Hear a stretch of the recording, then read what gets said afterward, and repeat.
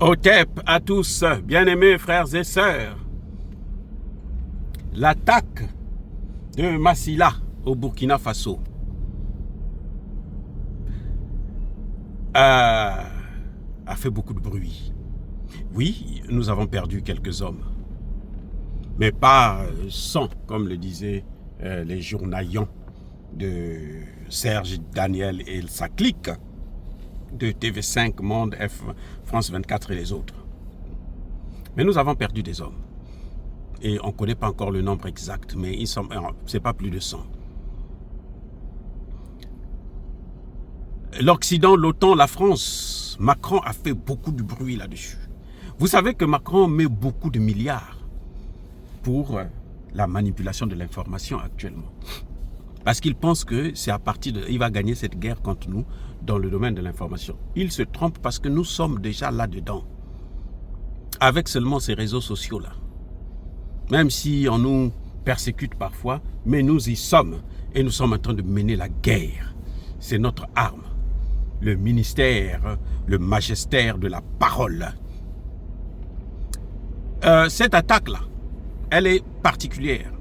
Parce que cette fois-ci, les terroristes ne sont pas venus du Niger, comme disait l'autre, comme disent nos ennemis. Mais en fait, ils sont venus de la Libye. Ils ont été parachutés.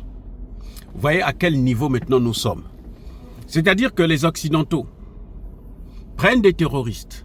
Parce que vous savez que la Libye est divisée en deux. Il y a une partie qui est gouvernée et contrôlée par les pays occidentaux. Et il y a une partie qui est contrôlée et gouvernée par le général Haftar, qui est proche de la Russie. Donc ces gens-là, ils sont du côté de l'Occident, de la Libye occidentale. Il faut appeler ça, si on peut l'appeler ainsi. Ces gens-là, c'est là-bas qu'ils prospèrent, c'est là-bas qu'ils s'organisent, c'est là-bas qu'ils sont armés, c'est là-bas qu'ils sont financés par les Occidentaux. C'est la même chose pour le FPL qui sévit actuellement au Niger. Mais la particularité de cette attaque de Massila, c'est que les gens ne sont pas venus par terre, les gens sont venus par avion. Un avion est venu les larguer à environ 15 km de Massila. Et c'est là qu'ils sont allés attaquer la base, puisqu'ils savaient que c'est une petite base qui est là-bas. Donc ils pouvaient directement faire beaucoup de dégâts. Ils ont commencé d'abord par attaquer la population et l'armée s'est divisée. Ils ont envoyé les gens pour la sécurité de ces populations et entre-temps, maintenant, ils sont passés de l'autre côté pour attaquer la base militaire et c'est là qu'ils ont occupé cette base. Mais tout de suite après, au moins 20 minutes plus tard, nos hommes sont revenus à la charge. Voyez-vous, comme je disais tantôt, ces gens ont été parachutés. Donc ils ont pu divertir les militaires de cette base et ils ont pu attaquer la base. Mais la réaction ne s'est pas fait attendre. Puisqu'après ils ont fui. J'espère qu'ils ont été neutralisés tous. Parce que ces gens-là, il ne faut pas leur faire cadeau. Il ne faut pas faire de quartier avec eux. Hein? On ne négocie pas avec les terroristes. Ce n'est pas moi qui le dis, c'est George Bush qui l'a dit. Donc, les Français alors ils ont spéculé là-dessus. Ibrahim Traoré a fui, les bases, il y a des mutineries, et ainsi de suite. C'est faux. Sous prétexte que mercredi, hier, donc, il n'y avait pas eu conseil de ministres. Mais on s'en fout.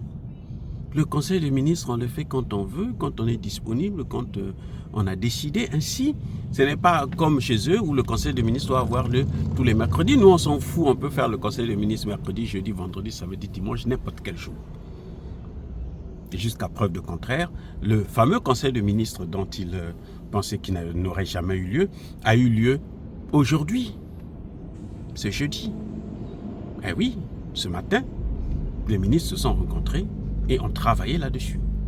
Donc, voyez-vous, nous ne sommes pas à un niveau où, comme il le disait, comme Serge Daniel a dit, vous allez le voir dans la photo, hein, comment le monsieur comment dirais-je, fait que raconter n'importe quoi. Hein.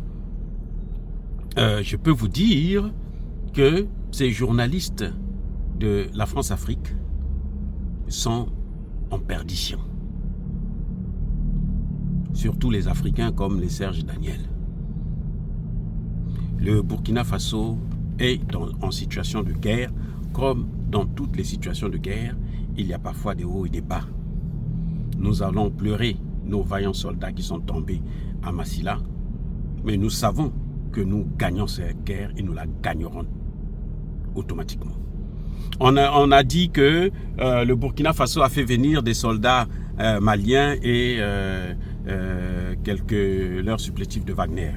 Mais attendez, le Burkina Faso, le Mali et le Niger appartiennent à un même État, à une confédération. Donc, sur le plan militaire, là, les soldats du Mali sont chez eux au Burkina Faso et vice-versa. Ils sont chez eux au Niger et vice-versa. Ceux du Niger sont chez eux au Burkina Faso et vice-versa. Donc, on ne peut pas nous dire, parce que des militaires maliens sont venus, il y en a eu 200 au total, sont venus soutenir leurs frères du Burkina Faso, que c'est parce que Ibrahim Traoré est en difficulté. Non.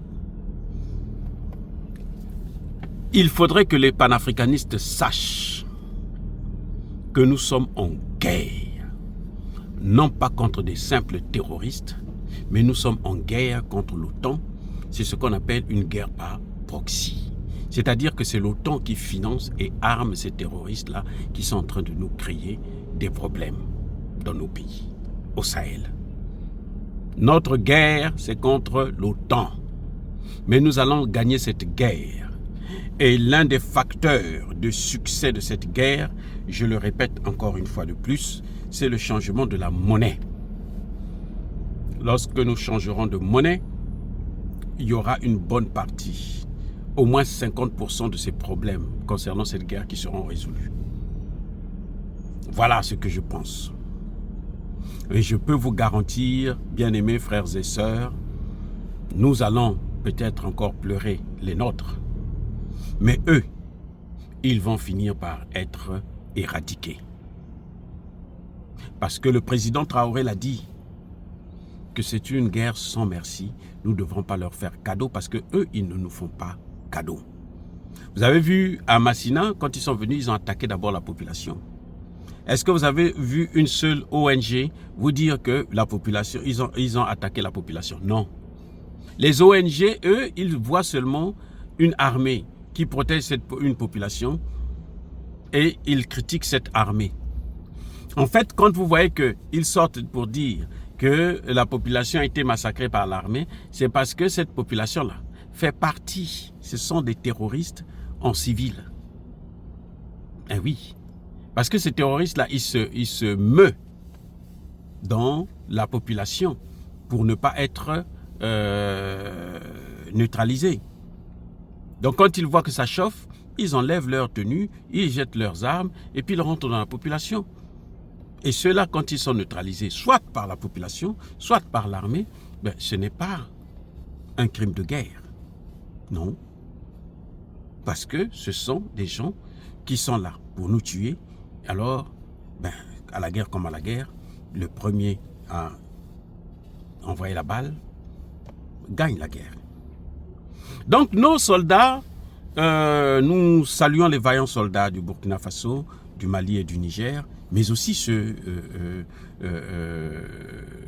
du Centrafrique qui font un travail formidable qui nous honore. Nous sommes honorés, ils nous rendent notre dignité et nous sommes fiers de les avoir comme frères et sœurs. Ainsi que ceux qui actuellement au Congo démocratique sont en train de rendre à Kagame de passer des nuits, de très mauvaises nuits. Soyez bénis, abondamment bénis par le Dieu des Kémites et par nos ancêtres angélisés, mais que tous ceux qui persécutent le continent africain le pillent et le déstabilisent, qu'ils soient noirs, blancs, chinois, arabes, juifs, indiens ou qui qu'ils soient punis, maudits, foudroyés, neutralisés, écrasés, effacés par le Dieu des Kémites et par nos ancêtres angélisés. Vive l'Afrique éternelle, j'ai dit et j'assume.